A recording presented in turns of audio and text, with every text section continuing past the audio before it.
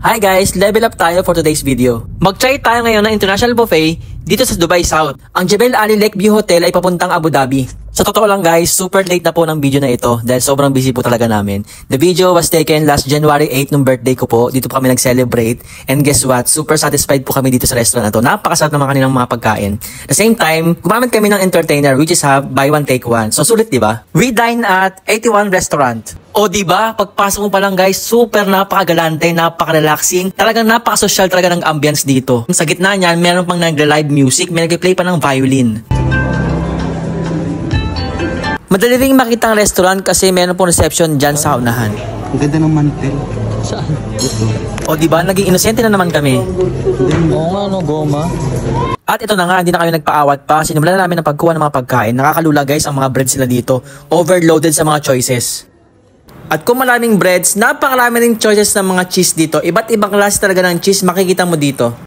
Isa rin sa mga nagpasaya sa amin dito ay kanilang fresh seafood. Talaga naman guys. Oh my God. Wala akong masabi. Napakasarap.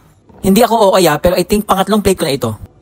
Marami ring varieties ang kanilang mga salad dito. I think isa sa mga restaurant na ito ang pinakamaraming varieties sa mga salad na nakainan namin. Bukod dyan, meron din silang mga soup dito. At iba-ibang mga toppings at ganoon din mga finger foods. At para sa mga main course, tara, pakita ko sa inyo. Gaya sinabi ko sa umpisa, international buffet ito, kaya halo-halo mga cuisine ang nandito. Aside from fresh seafood, isa rin sa pinapilahan dito ay kanilang mga lamb. May options din dito para sa mga kids, gaya ng potatoes at itong baked macaroni. You can also try the plain pasta at ikaw na mamimili kung gusto mo red sauce o white sauce. Hindi mawawala sa mga putahe dito ang Indian cuisine. To be honest guys hindi na nagpahuli dito ang mga pagkain pang bata dahil talaga naman napakasarap. Actually nag-enjoy kami dito. May counter din pala dito guys na nag-o-offer ng Chinese noodles and toppings of your choice.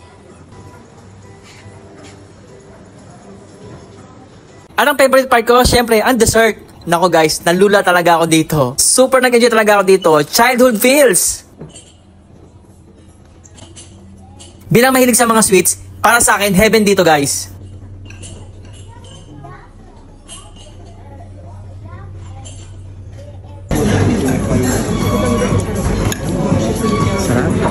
At syempre, dahil birthday ko, wala akong papalagpasin. Lahat yata ng cake tinikman ko.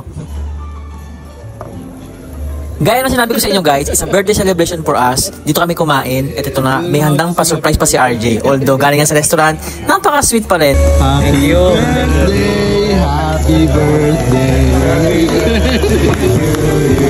Thank you.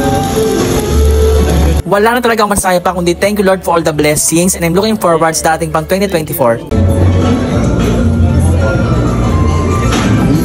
Surprise! Salamat guys sa inyong panonood at sana magsama-sama tayo sa dating panayong mga vlogs. Thank you.